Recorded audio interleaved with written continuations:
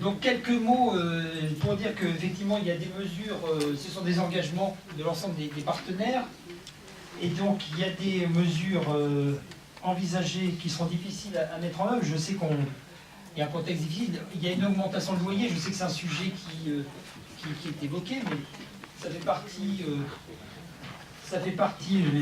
les hausses de loyer, ça fait partie des éléments, je dirais, qui font partie du protocole, puisque les partenaires apportent de l'argent, la Caisse apporte 8 millions d'euros, enfin la caisse apporte 8 millions d'euros, et vous avez bien noté 8 millions d'euros sur 30 millions d'intervention, ça veut dire que c'est un effort extrêmement important qui est réalisé par l'État, et donc c'est normal que tout le monde contribue pour contribuer au redressement financier de l'office public.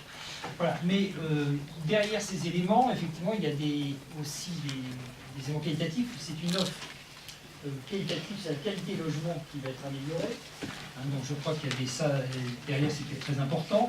Il y aura aussi des économies qui seront réalisées, par exemple thermiques, qui permettront aussi, je dois dire que quand les travaux d'amélioration thermique sont réalisés, c'est aussi des économies qui sont réalisées par les locataires, parce qu'ils payent moins de frais de chauffage, il faut le dire. C'est que la contrepartie des locations de loyer qui ne sont jamais populaires, je veux le dire, mais bien c'est qu'il y aura aussi des factures énergétiques qui seront moindres, donc à un moment donné, il faudra regarder l'équilibre, et puis c'est l'augmentation de loyer qui est faite, et elle est bâtie sur des hypothèses d'inflation qui se réaliseront peut-être pas, donc on verra à la sortie.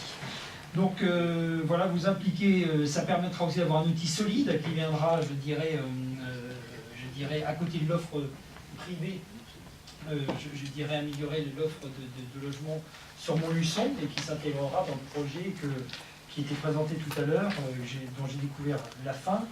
Voilà. Donc voilà ce que je voulais dire. C'est un élément important, je pense qu'il ne faut pas sous-estimer, il faut vraiment mesurer l'importance du document que nous allons signer.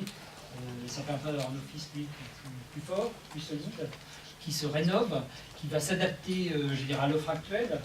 Voilà, ça permet de détente. Et puis, ce sera un outil important, un facteur important d'attractivité du territoire. Donc, voilà, donc moi, quelques mots, je ne vais pas être long, c'est la raison pour laquelle je suis heureux aujourd'hui d'être à vos côtés, monsieur le Président, Madame la Directrice Générale, pour signer avec les autres collectivités, conseil départemental, conseil régional, signer ce protocole qui va permettre de doter le bassin de Montluçon d'un outil, un facteur d'attractivité au bénéfice de ces locataires.